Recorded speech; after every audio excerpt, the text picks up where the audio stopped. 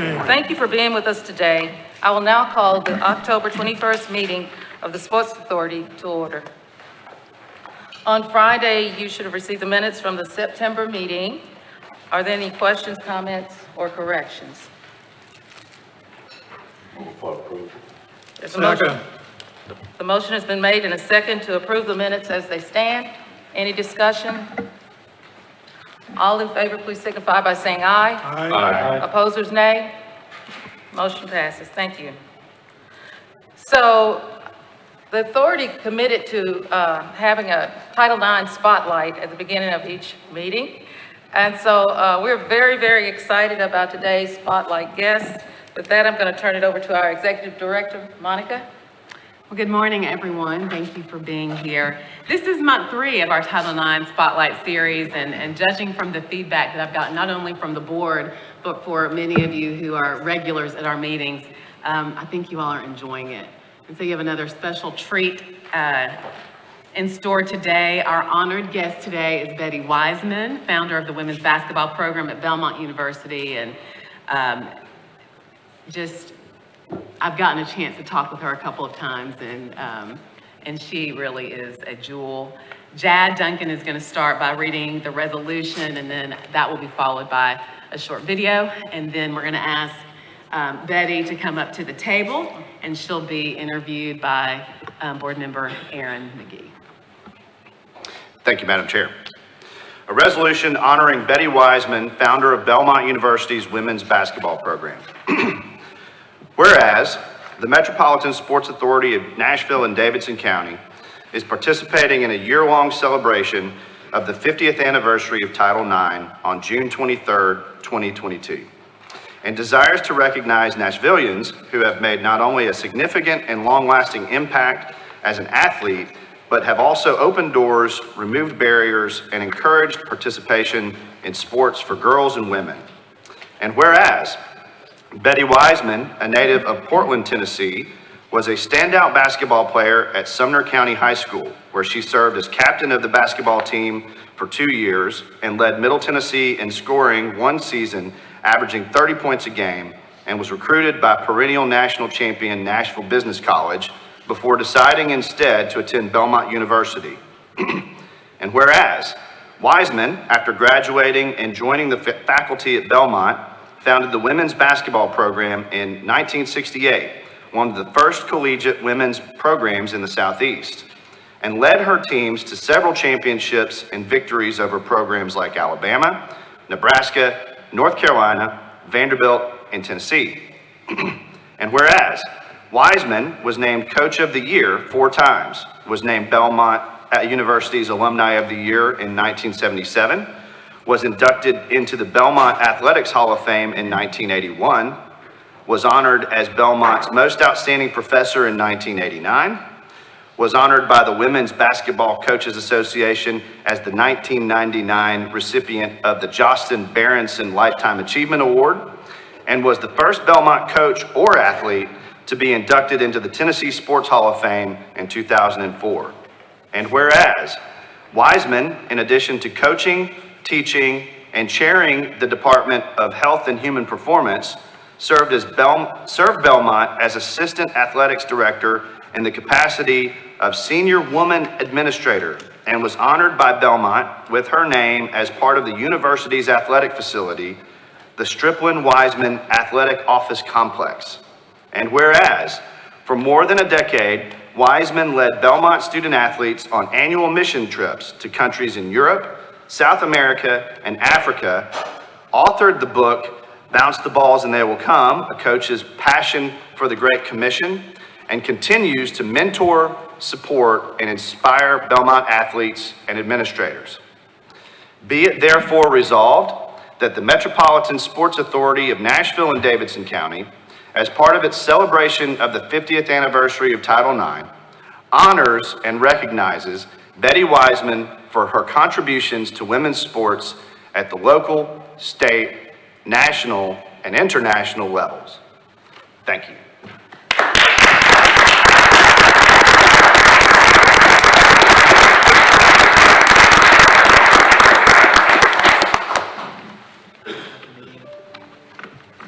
Betty, if you want to join us. Well, we're waiting for the video to start.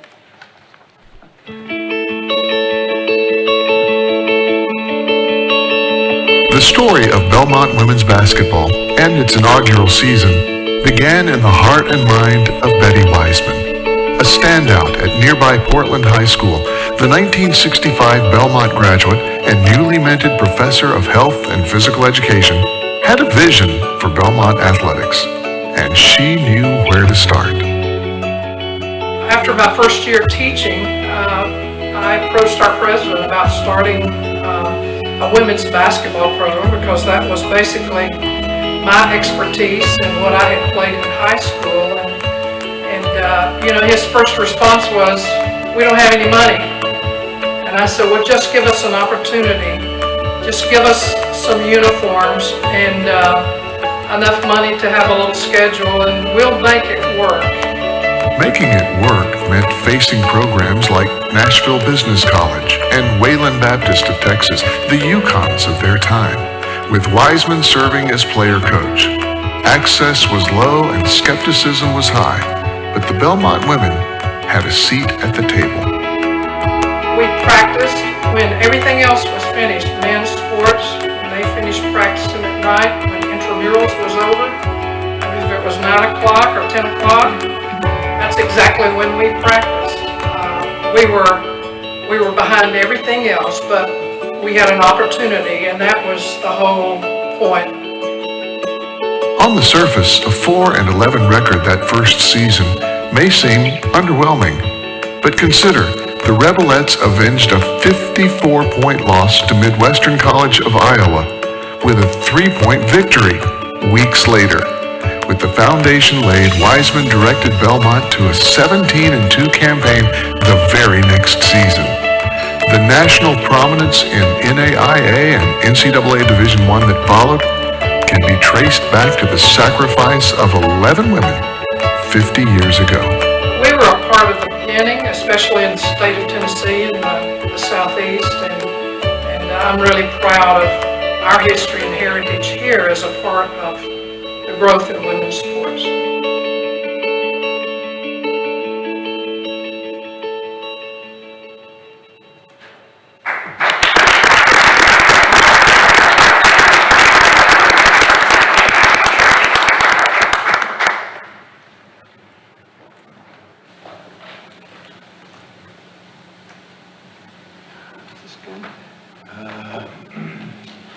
Is this the best view of Betty? This may be the best view.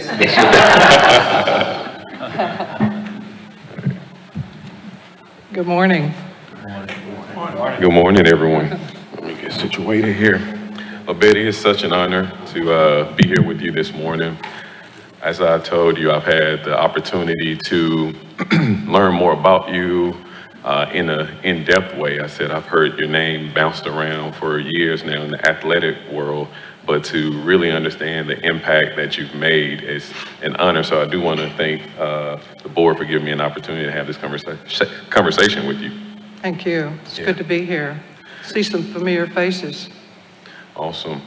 So, I mean, we heard the proclamation, we watched the video, you've done some amazing things. I think one of the things I didn't hear mentioned was that you've written a book, you've been inducted into the Hall of Fame.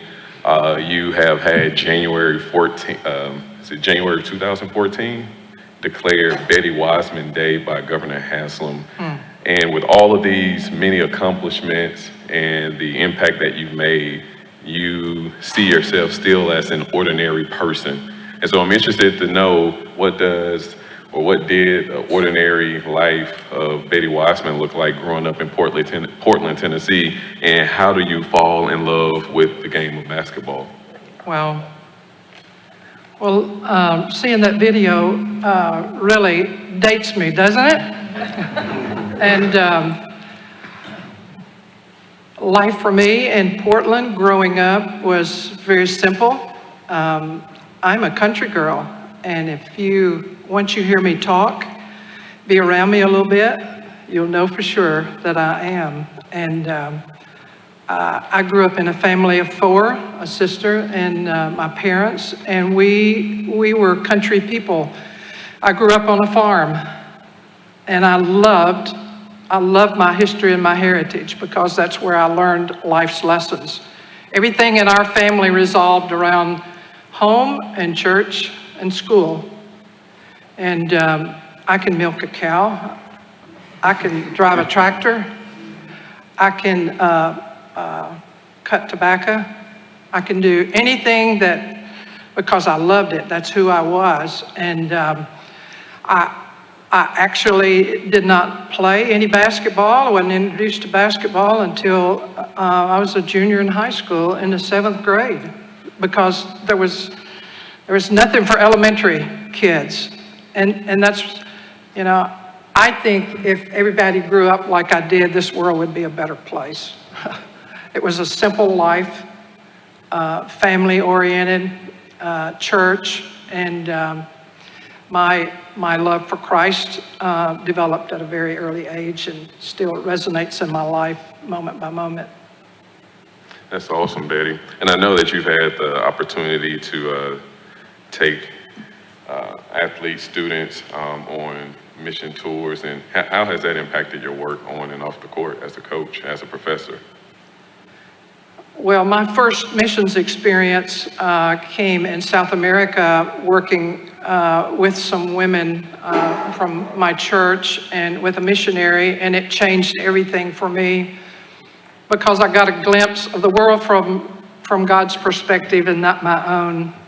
And when I came back from that initial mission trip, I began to see the world and my work through God's eyes and not my own.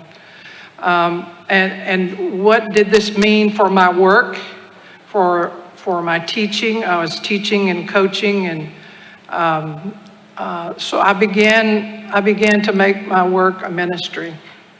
And by that time, I was out of coaching. But how could I get these young people to experience at their age what I experienced in my 40s? I wish I'd had that experience early.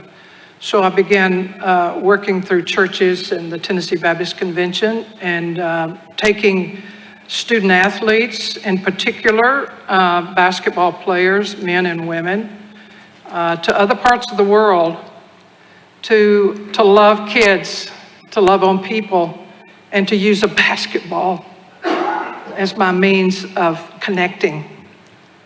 You take American college basketball players and you dribble down the streets of Rio, Brazil, or in Poland, or Costa Rica, or Venezuela, and all those countries, and you bounce the balls, and they just come out of the woodwork. And not just the children, but the adults also, the parents. And so that ministry began in 1992 and is still a very important part of Belmont Athletics. And we now have a part-time sports ministry individual who coordinates all that. And I get to still be a part of that, help raise money, et cetera.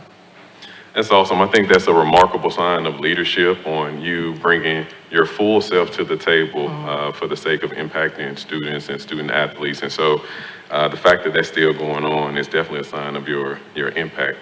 Hey, I wrote down a couple of specific questions because I didn't want to leave some things on the table. So I'm going to pull it up and read this. So you were recruited out of high school by Nashville Business College.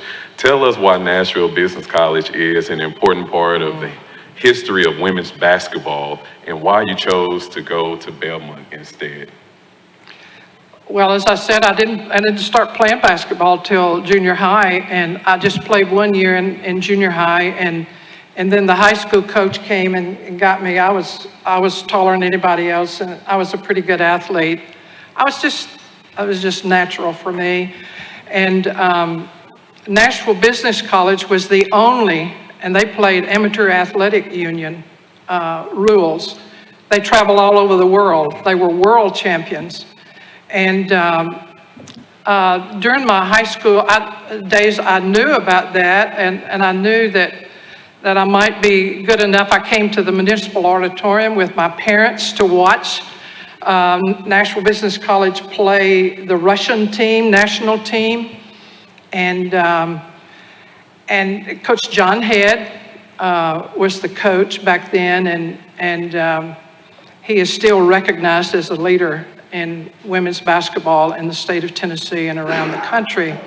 But he came to watch me, and I knew I had an opportunity to do that. I had my heart set on going to Belmont College back then, a real small university, about less than 400 students, and I wanted to, my calling in life was to teach and to coach. I thought it might be high school. Maybe I'd go back home, but God had other plans. But I signed a contract with, and it's semi-professional basketball, because that's all it was back then. But in my heart, I felt God was calling me to go to Belmont, complete my education, and be a teacher, and maybe coach. And so I talked to Coach Head, and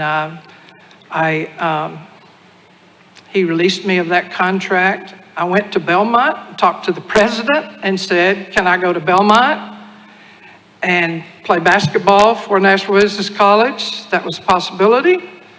And he said, Betty, how long will you be away from class? And I said, well, they're away 2 or 3 weeks sometimes at a time overseas. And of course, Dr. Gabhart, who became my mentor and great friend, he said, no, you'll never make it. You'll never do it here. And so after much thought and prayer, I gave up basketball and I went to Belmont University. A real big, important decision I made. But the thing is, God gave basketball back to me, and starting the program at Belmont. So I think I made a good decision. And Coach Head was a really good friend of mine. He respected my decision. And the first year, there was few people to play, colleges. So we played against those national AAU teams, like Wayland Baptist and Midwestern Oil out in Iowa and Nashville Business College. Of course, we got beat, but that wasn't the idea. It was to get the experience. Yeah, I think, what's evident is that you've been resolved for quite some time. And I often tell people the position that I have sitting on the Sports Authority, I get to see the leadership of our teams represented here. And seeing the leadership of our teams gives me a better experience with the actual players on the ice, on the field, and in the arena. And so I would like for you to do us a favor and to give us a treat by sharing one of your leadership philosophies with us. Wow. That wasn't in the. They told me you were quick on your feet. But I'm sitting down.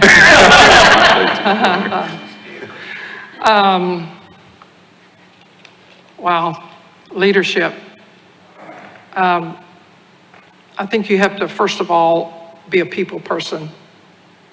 You have to love people and value them as individuals, that they are created in God's image and that for a purpose. And how do I as a leader translate my experiences into not as I use the correct words, as just a guide. I don't have all the answers for young people, but I'm a good listener. And I love people. And I value what they can bring to the table. So I think probably, and I have some conferences now with some of the student athletes and especially the girls basketball players mentoring, and the first thing I want to do is hear from their heart and to be a good listener first and foremost, and it be a two-way situation. I don't have all the answers, but I can work with you to find the answers. Yeah, I don't have the weight of the experience that you have, but I do want to endorse that sentiment on listening first. So listen, I want to get us out of here, but I do have like one final question, because this is really important as we have been celebrating 50 years, acknowledging Title IX and the difference that it made. I want to know, if you had to choose one word that sums up what Title IX means to you, what would that one word be? Well, I'm glad you sent me those questions, because to sum up Title IX in one word is almost impossible. I will say it's the most, in my opinion, it's the most important legislation relative to women that has ever been.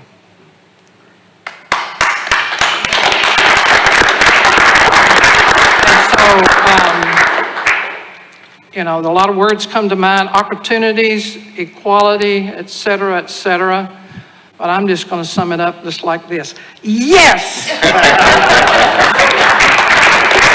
Betty Wadsley, thank you so much. I want to say one other thing. It's time for Nashville to have a women's professional basketball team.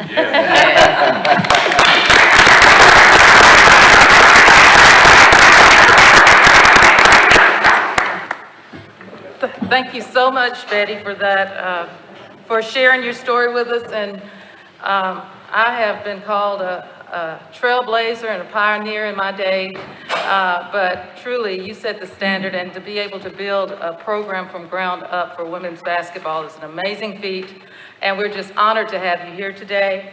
And thank you, Director McGee. Great job. You might just have a second career out there. Great job. Fritz? I'd also like to recognize and welcome Renee Schultz, Belmont's Assistant AD, Senior Women's Administrator. Thank you for being with us this morning. Renee is active in the Women in Sports Division I Committee that Margaret Bem began, and we're also grateful for her leadership at Belmont and in the community. Thank you so much.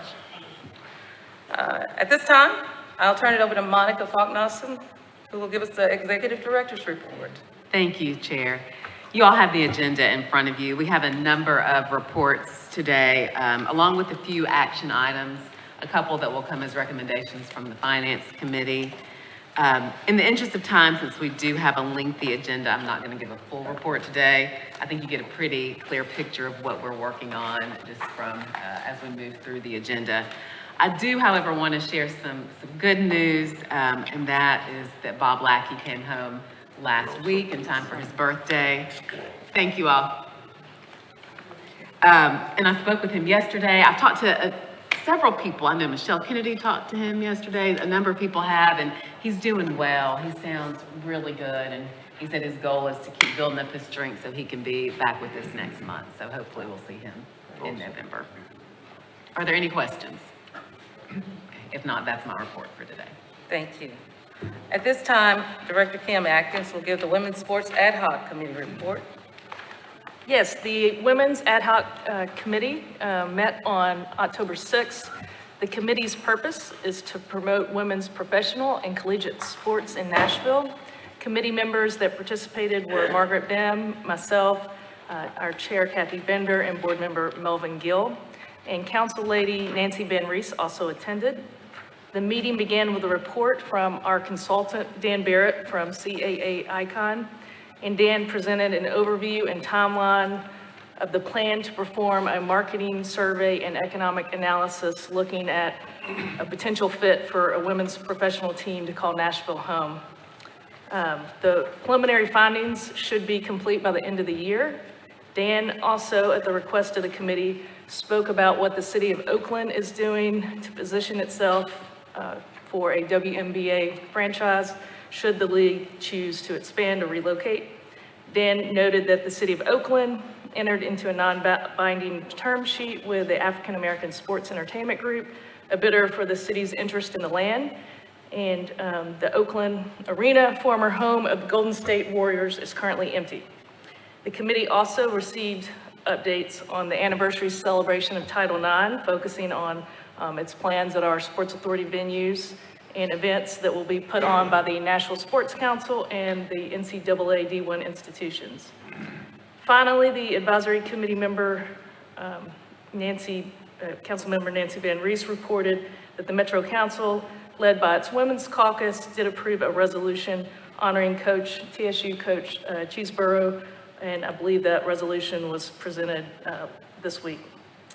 And that concludes my report.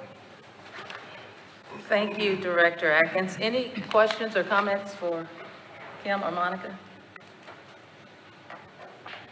Not, thank you for that report. Next up, we have Director John Glassmeyer with the Finance Committee. They met this morning. I think you have a couple of agenda items. Yes, ma'am. Thanks, Madam Chair. The Finance Committee met at 9:30 this morning.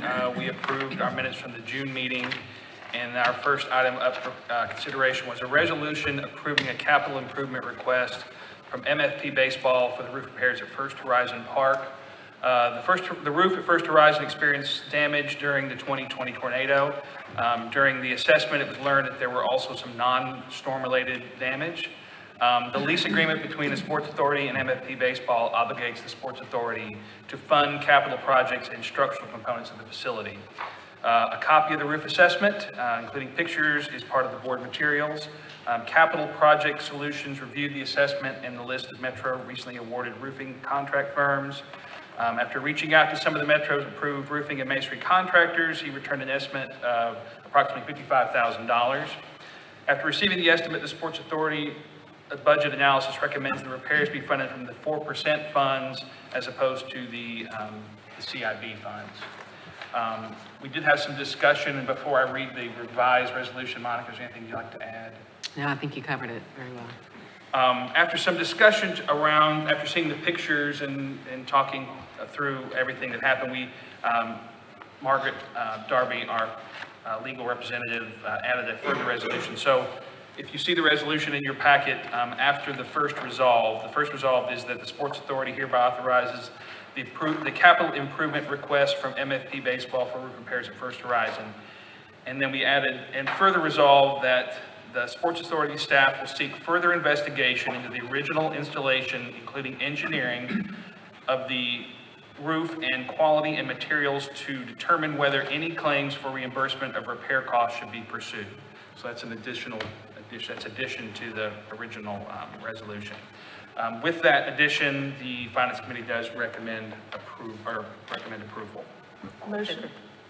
Thank you. Okay, there's a motion. Second. There's a motion and a second to approve a resolution approving a request from MFP Baseball LLC for roof repairs at First Horizon Park.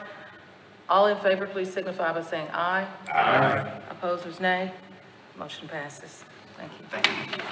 The second item we have is a consideration of a resolution approving a waiver of the 2020 lease year rent payments under the lease agreement between the Sports Authority, TSU, and Cumberland Stadium. The lease agreement permits TSU, among other things, to play TSU home games at Nissan Stadium. The agreement requires TSU to pay rent in the amount of $131,522 in 2 equal installments payable on October 31st and December 31st for the lease year. In August of 2020, the Ohio Valley Conference Board of Presidents postponed football and other fall sports due to concerns and uncertainty surrounding COVID-19. And as a result, no TSU football games were played at Nissan Stadium in 2020. In the spring of 2021, the OVC announced the regular football schedule had moved to spring, and subsequently, TSU hosted 4 home games on campus. Staff, Chair Bender, and legal have conversations with the mayor's office, which approves, since we currently have sufficient reserves in our debt service obligations without the TSU rent. So in summation, we are recommending that we do waive the 2020 lease payment from TSU to the Sports Authority. Great. So moved. Is there a second? Any discussion, questions? I just would like to note TSU is a tremendous partner of the Sports Authority, and we're honored that they also called Nissan Stadium home, and certainly support this motion. Thank you. And I will add that we were happy to have AD Mickey Allen with us in our Finance Committee meeting and Lawrence Pendleton So TSU was represented, and I too agree that they are great partners, and we are happy that we were able to bring some resolution here.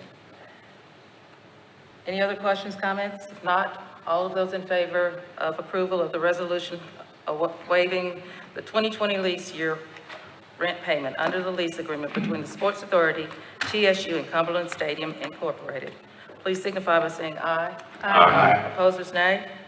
The motion passes. Finally, the committee heard from Shannon Myers, the Titans VP of Finance and Controller. Ms. Myers gave updates to the Titans Stadium's completed, current, and anticipated projects, as well as the unfilled reimbursements and outstanding casualty receivables. A letter with the updates from Ms. Myers and the CapEx spreadsheet are in your board materials. There was no action for the committee to take. And that concludes the finance report. Thank you for that report, Director Glassemeyer. The next item on the agenda is consideration of approval of a resolution authorizing the Sports Authority to enter into a license agreement with Ironman Group Incorporated to use Nissan Stadium for its Rock and Roll Marathon. Monica, I'm going to ask you to kick this off for us, please. Yes, so the Rock and Roll Marathon is scheduled for November 20th downtown. Each year, Ironman Inc. rents the parking lots from the Sports Authority at a cost of $10,000, not only for race day, but in the several days leading up to the race. Lots are used as an operations compound for staging of water station trucks, for parking for the health and fitness expo, for volunteer parking, obviously for the race and for the Kids Rock race a couple days before.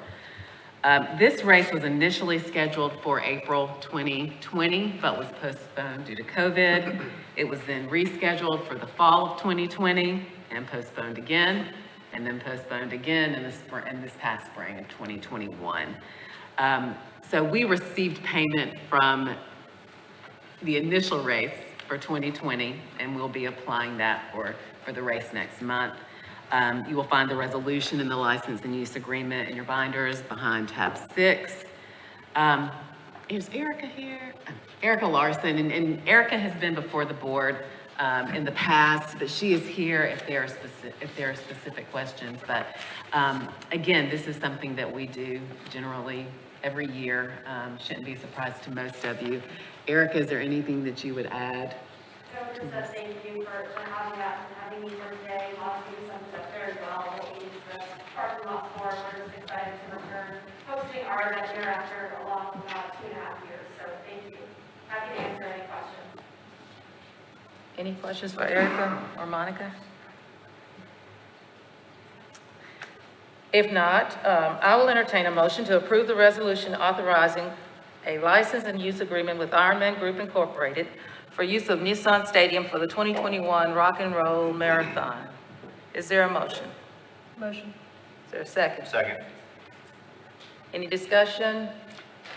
I just want to make sure I understand. You said that they paid the fee for an event for which they did not use, and we'd be applying that to whatever's due on the next. That's right. They paid the $10,000 rental fee for the 2020 race, which was postponed multiple times. And so we'll be applying it to the race November 20th. And then we will also have a race and get back on track in the spring of next year. And so we'll go through this again. Thank you. I just want. Any other questions? If not, all in favor, please signify by saying aye. Aye. Opposers, nay. The motion passes. Thank you. Before we move into the MSLS Stadium report, this is the time that we set aside to ask questions of our facilities. Are there any facilities questions?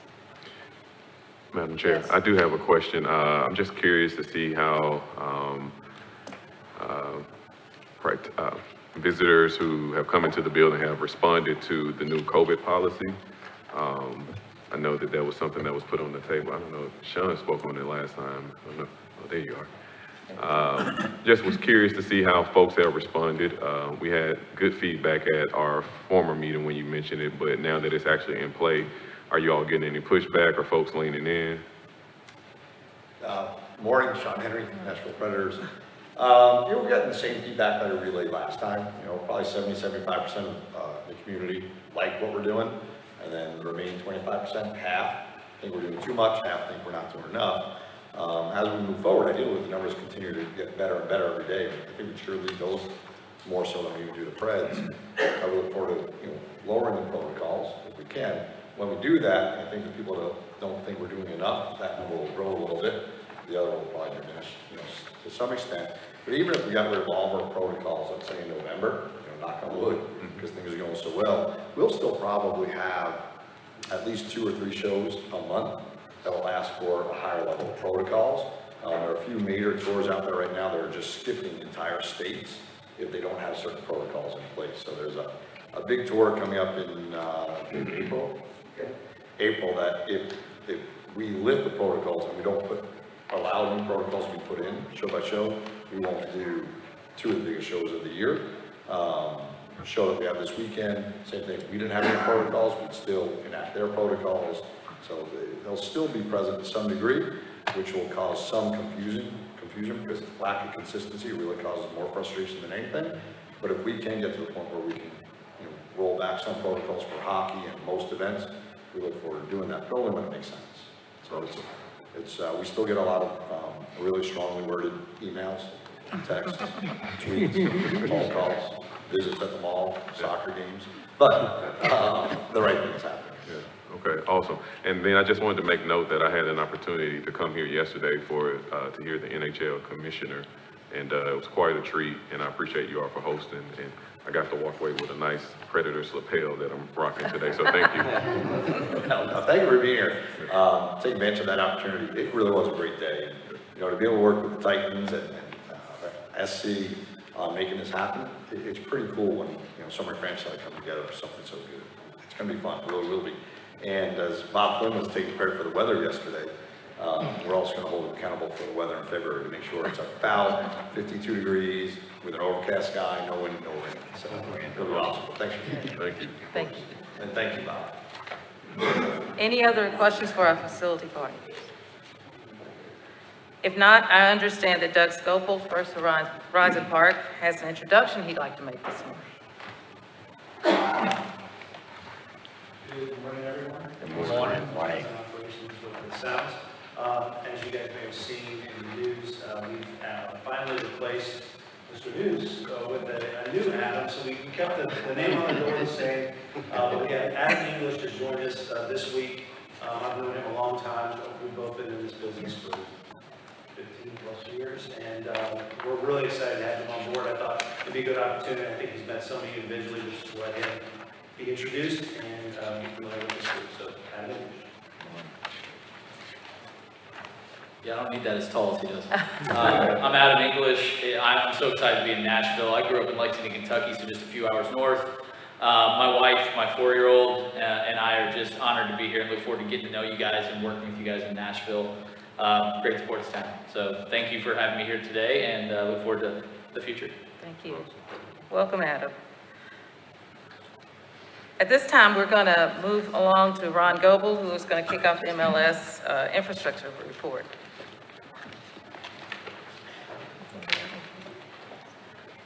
Thank you, Madam Chair, and members of the board. It's great to be here.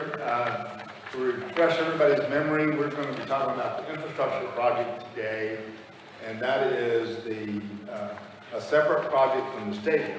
It's built to support the stadium and other activities, but it's a separate project funded by a $25 million general obligation bond. If you look at the images, you can see this map. I think we've shown you a similar thing before. That is an overview of the areas that we're working on as part of the infrastructure project. To your right is Craighead. We're putting a new bridge over Browns Creek. We're improving Wedgwood going across. The Kerr Street that you can see there is the extension of Benton. In a few minutes, you're going to see a drone footage of that, and it's going to cross it. It's going to start at the bridge, go up to that intersection with Benton Avenue along Wedgwood, then it's going to follow the curve around. So that's essentially the areas you'll see. A lot of underground work going on and a lot of other areas. Next slide, please. Just a quick introduction. Gobble Hayes, or GHP, is sharing project management duties with CPS. Cole Durio and Jim P. are here, y'all know Jim. And then Bell Construction is the contractors. They've got Carol Greenlee, she's going to talk about the diversity program. And also Kimberly Horn is the engineer who's record on that job. So we're going to give you a construction update, talk a little bit about schedules, budget update, and then Carol will talk BAO and diversity, and then any questions that you might have. So we're going to do the drone. Cole, can you come up and talk about the drone? Sure. Good morning, everyone. Good morning. Capital Project Solutions. The drone footage we have for you today is from this past Sunday, the 17th. If you go ahead and pause it right there. This is the beginning stages of the bridge that's crossing Browns Creek. It's going to connect Wedgewood to Craighead. Bell has the steel beams going in right now, tying abutment number 1 to the central piers, and then we'll continue on with beams to abutment number 2 at the top of the image here. You can go ahead. As you continue around, this is going to be the new Wedgewood extension connecting to Craighead. Go ahead and pause right there. This turn of the racetrack right here, that's where the project's retaining wall is going to be constructed. On the right, you can see construction right in front of the Expo Center. That is where the project team had to move a water line to accommodate a storm water line. So that's ongoing in front of the Expo. Continue on. All right, as we fly around, this is Wedgewood Avenue, and the intersection Ron talked about is right here at the left. This is where Wedgewood and Benton meet. All right, you can pause the video right there. So Benton is the uphill grade for the project, Beauty Street, and right now we have stormwater lines being installed as you go up Wedgewood. So the gray structures you see staged along the road, those are stormwater structures for the project. You can continue on. All right, so this is Benton continuing along, hugging the racetrack. And as we pan out here, you can go ahead and pause. This is the top of Benton, the multi-use facility being that grass space. To the left, you can see the stadium in the top of the image there. The dirt piles you see, that is cut going on. They're cutting portions of it in there, and at the top of the image is fill. So the plan is to raise the section in front of the stadium to meet the plaza. So cut on the bottom and fill on the right. Continue on.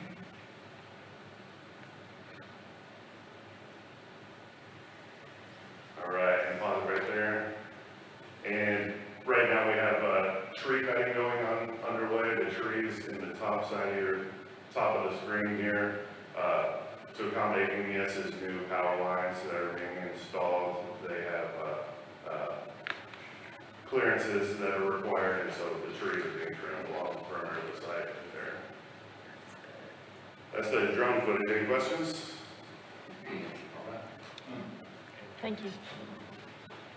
Thanks, Cole. I will point out that all of this is happening in conjunction with the construction of the stadium, as well as keeping the fairgrounds operational.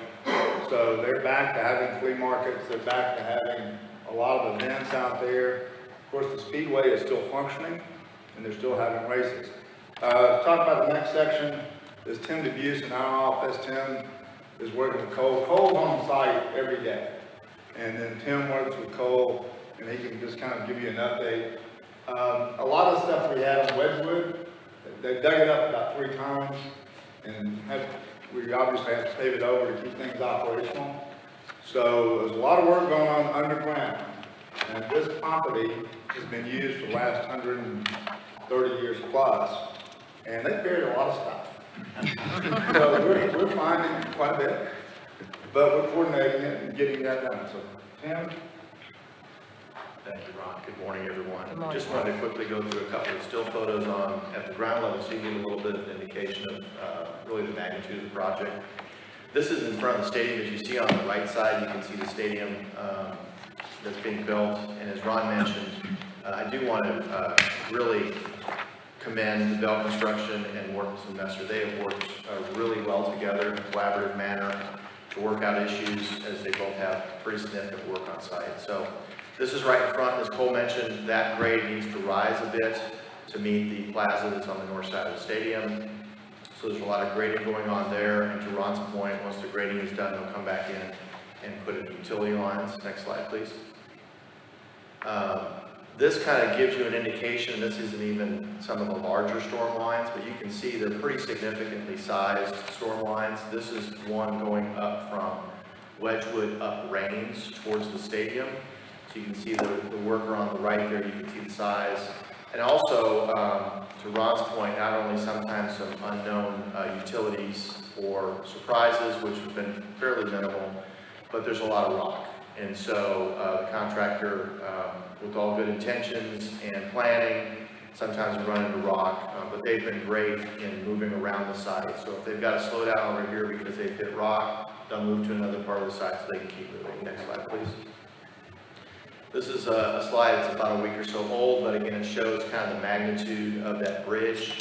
Next slide, please. And you can see these beams are pretty significant that are starting to be laid for the bridge. Again, you'll start to see that coming up, and that'll be a major milestone. Also will help relieve some of the pressure accessing the site. Next slide, please. So that's it. Just, and again, we're always available for any site visits, either individually or collectively. If you'd like to come out and see what's going on, I'll be happy to host you there. Thank you. Thank you. Again, most of the work's planned to be done and be operational by the time the stadium is finished in May of 22. There'll be some finalized things on landscaping and other things going on until the third quarter of 22. But we're on schedule and things seem to be working well. Next slide. Oh, we got that. All right. We included this in the packet. It's hard to read on the slide. This is a report that's done by CBS every month. All that to say is, if you have any detailed questions, Jim B is here. There he is. But it's a summary of anticipated cost. We're at $18,400,000 is anticipated. Soft cost is $5.6 million, but we're carrying a contingency right now of about $890,000 and continue to offset some of the things that we may find as we go forward and keep digging out there. So that's a summary of the budget. And Carol, or Jeremy, you want to talk about it? No. Take care. Good morning. Good morning. Madam Chair, I'm going to give you an update on the activity as it relates to SMWD participation on this project.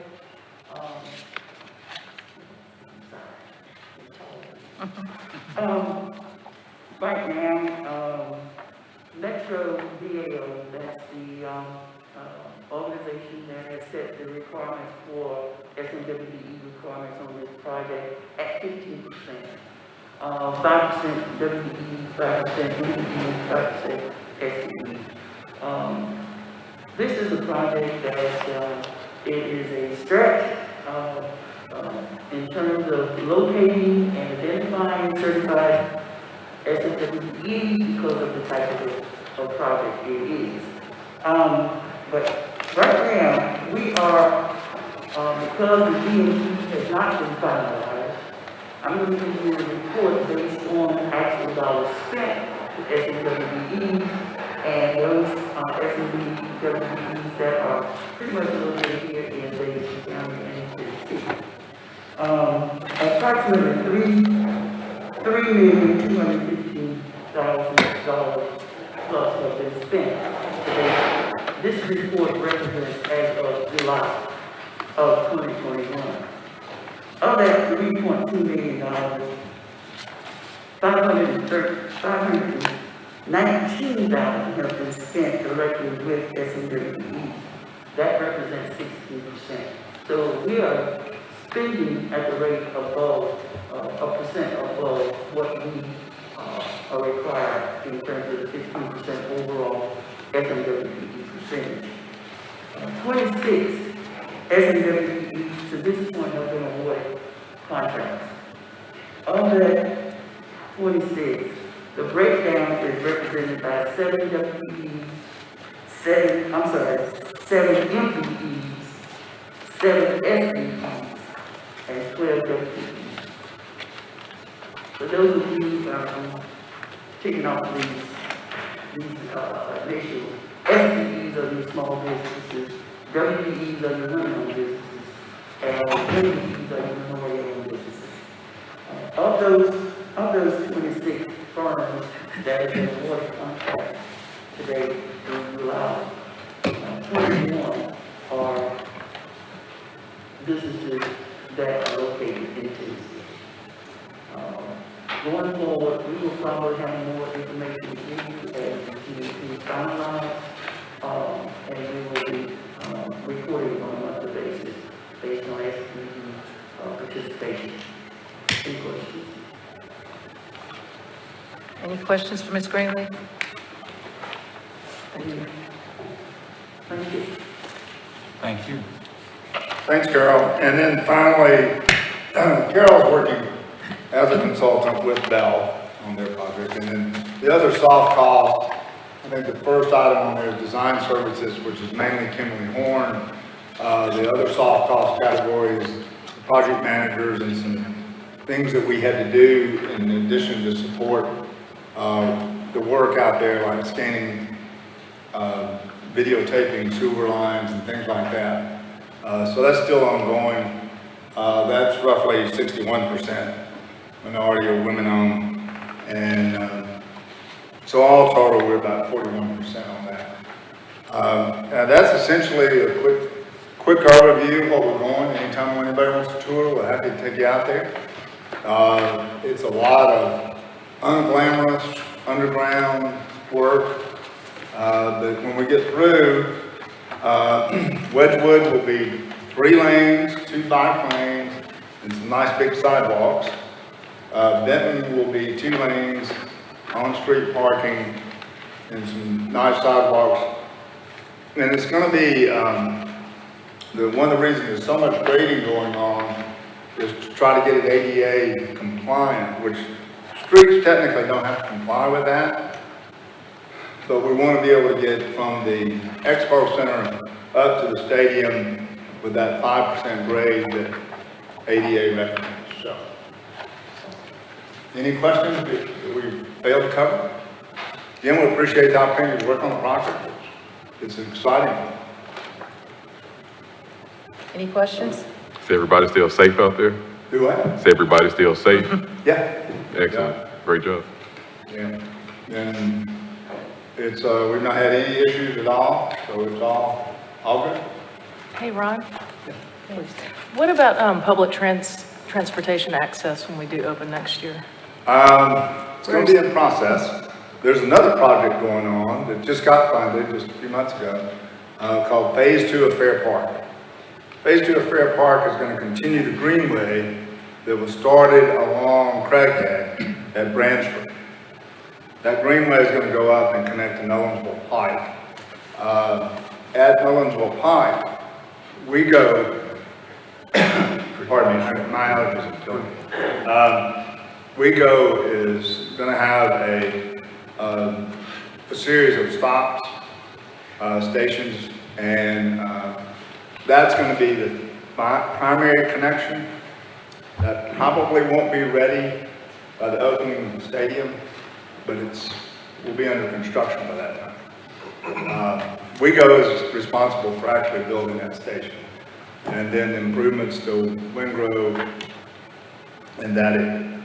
Beyond that, there's the team is working with other possible places to have stops along Bransford to some of the other WeGo stops. Does that answer your question? Sort of. Sort of. Yes. Do you anticipate having a full attendance? What about the parking? Will that be sufficient as far as you're concerned right now? And I noticed you mentioned something about on-street parking too. Well, there's a little bit of on-street parking for Benton Avenue, but that's not going to be really part of big events. It's envisioned that Benton Avenue and Wedgewood will be closed for public access during the larger events on the campus. But there is an elaborate parking plan. Sounds a little exaggerated. There's a detailed parking plan developed by the team that includes using shared parking in some of the mixed-use buildings. It includes using Speedway if there's no Speedway event going on. And on a ratio, it would be similar to the ratio, or a little bit better than the ratio of on-site parking to the Nissan Stadium. Will you use transportation from those other sites? Yeah. There's going to be, there's a plan for shuttles, there's a plan for rideshare, and then hopefully the Nolensville Pike and 4th Avenue connection to downtown. Hopefully there's going to be strong connection between those two areas, less than 2 miles. So there is a very detailed parking plan that the team put together at MLS team. Thank you. Okay. Would it be possible to share that plan at the next meeting? The traffic plan? The parking and what have you, yes. I would. Okay. So Ian says absolutely. So we'll be happy to talk about it at the next meeting. Okay? Great. And thank you. Thank you for that MLS report. There are a lot of moving pieces and a lot of activity, so we look forward to hearing more.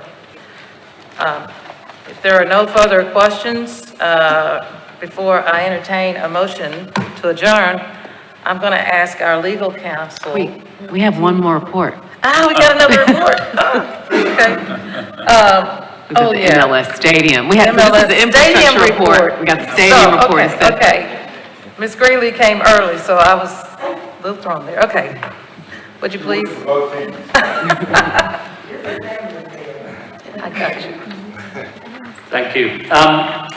Well, thank you, Ron, for the update on the infrastructure for the stadium. Of course, the stadium itself is going to be very important to us, and I know Kellen from CA Icon is going to give an update on the actual construction, but of course we need to have a good soccer team to play in the stadium.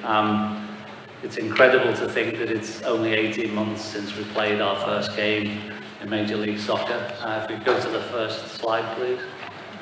Next one. So here we are. This is a few days old actually, but we still sit in second place after last night's game in the Eastern Conference. We have 4 games remaining.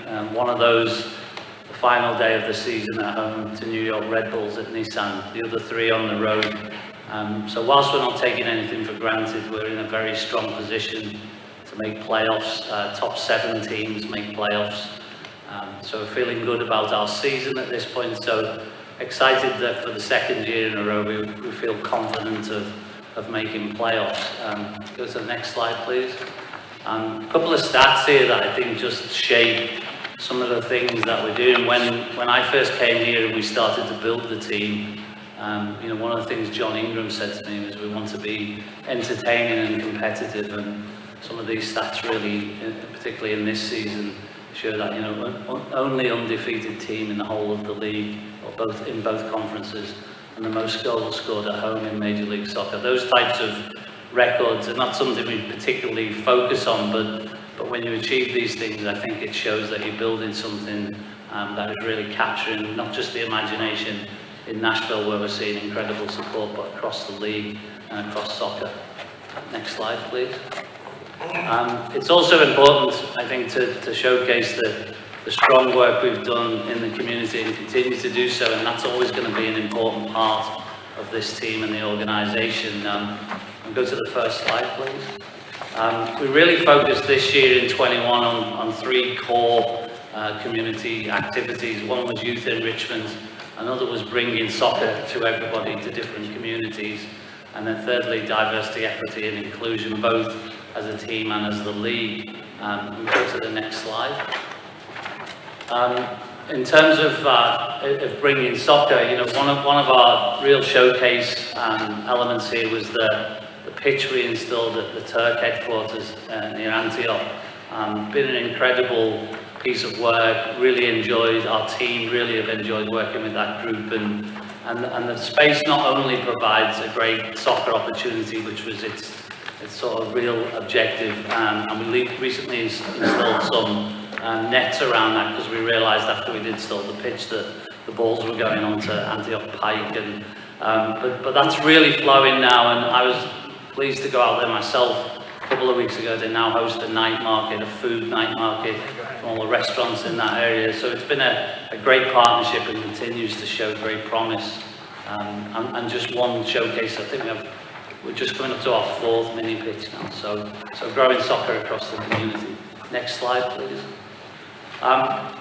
Working with our colleagues at the Titans and Preds and Sounds to deliver this school literacy initiative, been fantastic, and I think it's always encouraging, certainly for me as the leader of the organisation, to see that not only staff but players willingly participating. I think we've all, for those of us who work in sports, sometimes that's not always the case. We have a really great group of players, certainly in our organisation and in the other teams, and fantastic to see the reaction of kids and teachers in these communities. And at Whitsett, I'm principal for the day today at Whitsett Elementary. So just prior to this, I was on a call with all the kids there. And we had about 100 of the kids at the game last night. And for anyone who was at the game, they were the kids in the light blue jerseys making all the noise, almost as noisy as our supporters group. So great. Next slide, please. And then important to do, different things in different communities, and particularly with the league's initiatives as well. We've been trying to do some really great things, and Napier Elementary, in partnership with ICON and some of our other partners, Mortensen Messer and Body Armour, who are one of our sponsors, to do improvements at the school there and really bring soccer an opportunity to their facilities. And I think that's a fantastic achievement. It's great to know that we can engage other partners that are working with us and be a part of something with them. That's been really effective, and also giving things back to the school, and on providing 300, I think it was, backpacks to Napier students at the start. So just a real showcase of the type of things that we're trying to achieve in the community. Next slide, please. We also did a block party out in North Nashville. This was at Elizabeth Park back earlier in the season. A great opportunity to do something in a community that wouldn't traditionally be a strong soccer community, and actually was a culmination of also starting our first African-American black-led supporters group, the Mixtape. It was a great night. I was out there, that's me in the middle there with the jersey on. We had a lot of fun. We didn't win the game, unfortunately, but a real great turnout and a great opportunity to bring soccer into the community and engage with people. And again, we've seen such a give back from that community, people coming to games and people reaching out for other events we've done. So feeling very proud about this community work so far by a great team that we have. Next slide, please. It's just some pictures from Elizabeth Park. Councilman there, front and centre. Next one, please. Next slide, please. So on our partnership side, any organisation, it's important to bring strong support from the business community, and pleased to say we already have 32 partners secured in 2022, and put that in perspective, that almost doubles our revenue from partnerships for next year. It's important to keep that going, but we also want it to become or remain an intimate group. We've purposely not gone after too low a value point on partnerships. We really want to make sure that we can give back as much to our business partners as they can give to us. So they'll play an integral part in bringing the stadium to life and helping to run the club. but really the great things that we've seen have been really strong international and local partners coming together to support the team, and I would say we're feeling very confident about getting close to announcing a naming rights partner for the stadium. We have a number of people at the table right now. It's probably our biggest priority other than finishing the building right now and hopefully going on to do well in the league. Next one, please. And then finally, just an update on sales in the stadium for the new stadium. I mean, it's been incredible that if I go back to when I arrived here in 2018, I remember getting toured around the stadium by John Ingram and others, around the city, and a few people saying, I'm not sure soccer's really going to be that popular here. Well, it's really showing to be popular for this new stadium. As you can see in the top of that slide, almost everything's sold out on the premium side that's on sale. And then even in normal, in general seating, we're seeing incredible energy for it. We have a few more premium products to go on sale later this month, but over half the stadium already sold out. And then if we go to the next slide, I think there's a seating plan. So those blocks that you see in black are sold out. The blocks in navy blue are about 75% sold out. So you can see that place is really filling up, and then a lot more seats sold in those other sections, just not got to that full section yet. But we're feeling very confident about the excitement for the stadium, the appeal of the stadium, and it's really going to be a very different facility, I think, for everyone in Nashville. Next slide, please. These are just a little showcase of the remaining premium products. These will be the corner sections of each part of the stadium, and really bring in a different proposition each area. In one of these corners, we'll also have a stage that we're building where we'll do our guitar riff and do some pre and halftime concert type stuff. So very excited about the building as it's evolving. Next one, please. Terraces, again, just a different way to try and approach different parts of a stadium. In soccer, you're much closer to the action in a stadium. One of these terraces, the studio terrace, will actually host a game day desk for our broadcast and our broadcast partners when we're in a national team game. So you really have members in those spaces and fans in those spaces who are able to be next to the guys while they're doing the live broadcast and be a part of it on that terrace. So as I said, lots of different exciting parts to the stadium, which I think is great testament to the overall building. Next one, please. And then finally, I'm going to hand you over to Kellen. I'd just say that we've been very fortunate with everybody who's worked on this project, and so many different organizations have played a huge part, including the sport of everyone here, so thank you. Ian, before you take your seat, I just want to officially announce that this is Ian Ayer, President and CEO of Nashville SC, so that people who are viewing will know exactly who you are. So thank you. Great, thank you, Ian. Good morning, board members. I'm Kellen Corsi with CE Icon. We're serving as the owner's representative for Nashville SC. We are pleased to report that the project remains on schedule and on budget.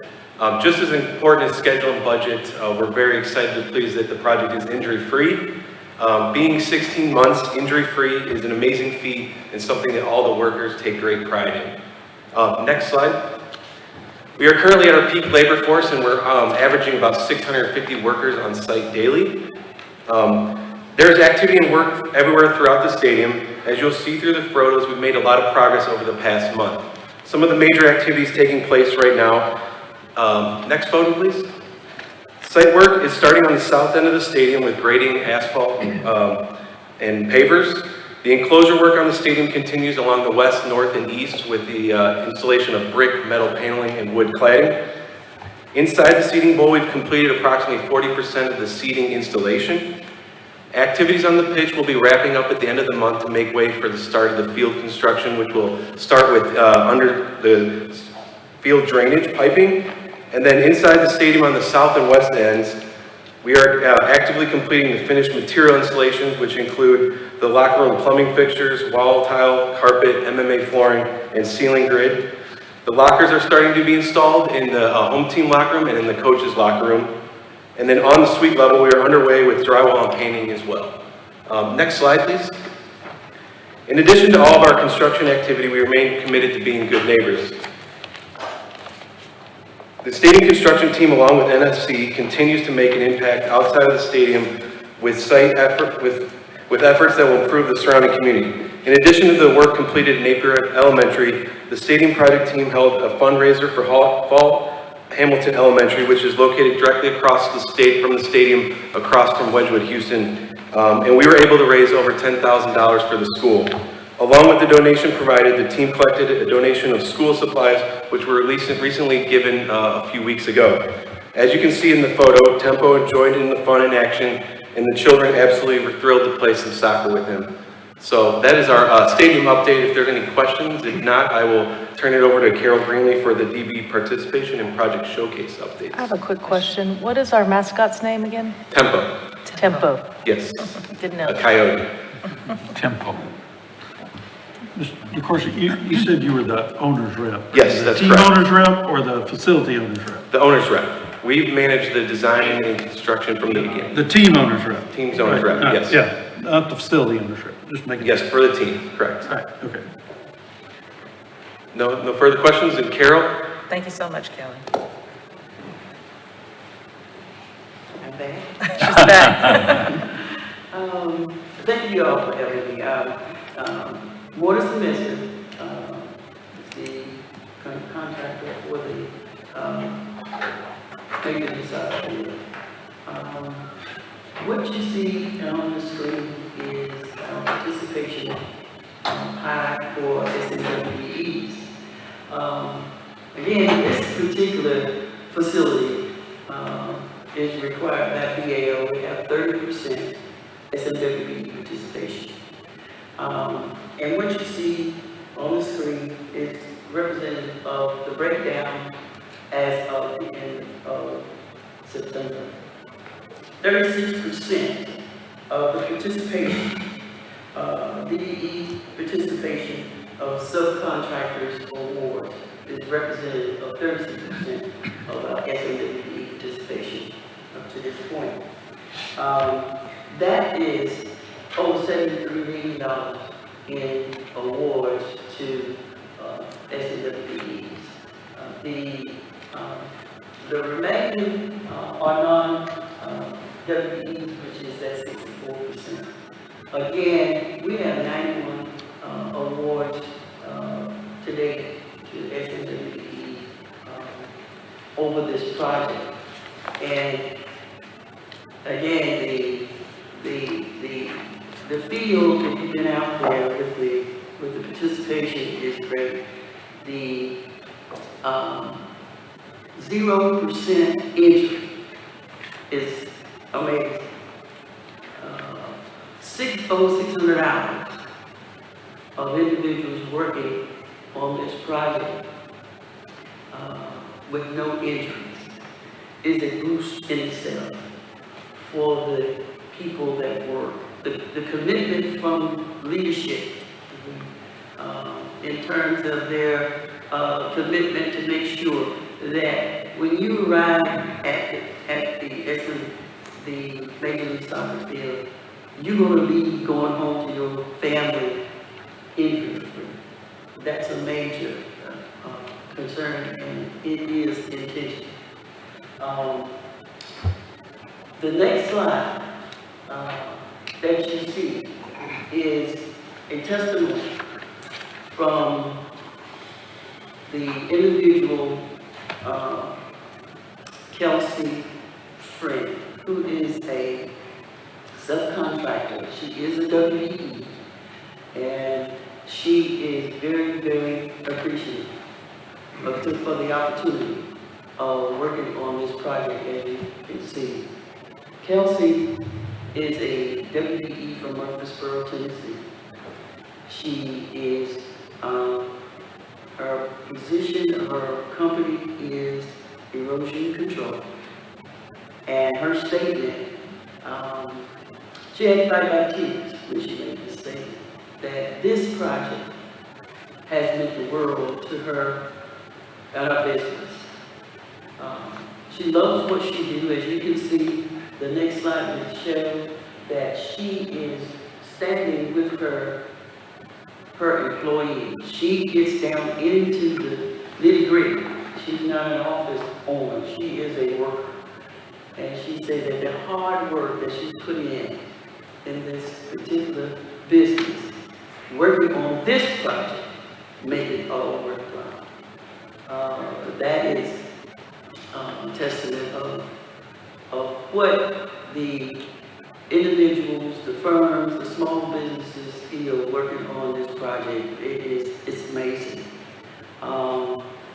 This week, and I'd like to let you know that this week has been set aside by Morrison Messer to recognize Construction Inclusion Week. That is the official title. This week is Construction Inclusion Week on the MLS project. That means that for the starting Monday, the entire project have recognized women and people of color in the construction industry. The supply, the diversity supply chain yesterday had a luncheon to just say thank you. We appreciate your participation on this project to all the women and people of color, all of the SMWPEs that have worked on this project, and it was very well attended. So not only are we reaching out and including the workers, the community, the business owners, the owners, but it is truly a family affair, and folks are demonstrating that by their dedication and their work ethics on the project. And I'd just like to thank the board for inviting us to give you an update on what is going on the project for Boots on the Ground. Thank you. Thank you, Ms. Greenlee. Thank you very much. Any questions on SC MLS update? Well, I just wanted to, Please. thank you. I just acknowledge the work that you all are doing with the community. I'm actually principal for the day as well, and so those slides that you showed in partnership with MNPS really resonate, and looking forward to seeing how young people respond to soccer in Nashville, years to come. So thank you. Thank you. It's very exciting. Thank you. Appreciate that report. Okay, at this stage, I think we have finished all of our reports. And before we adjourn, I did want to ask our legal counsel, Margaret Darby, if she would share an update with the board. I'm not sure we want it.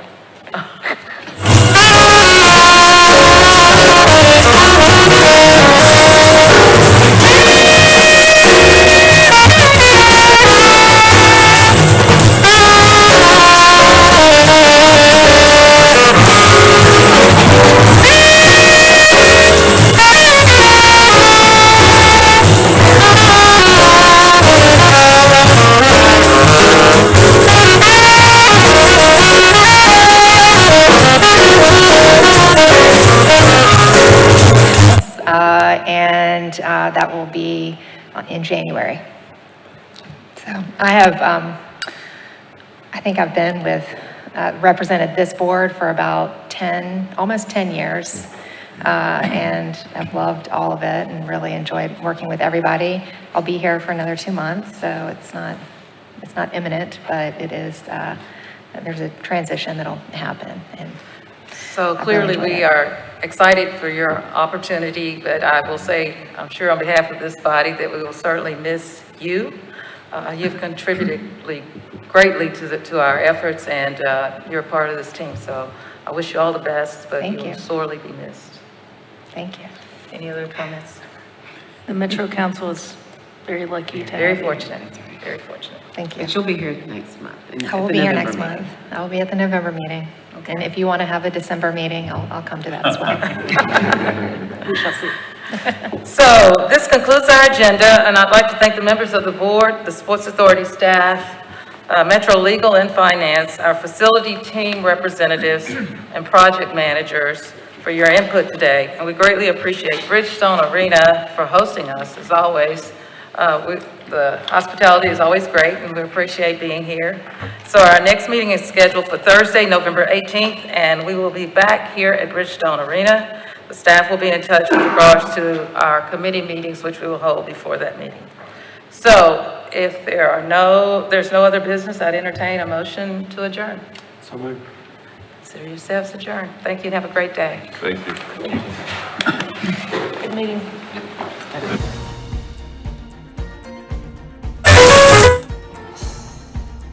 This has been a service of the Metro Nashville Network. If you would like to see this presentation again, or for more information about this and other programs, visit nashville.gov.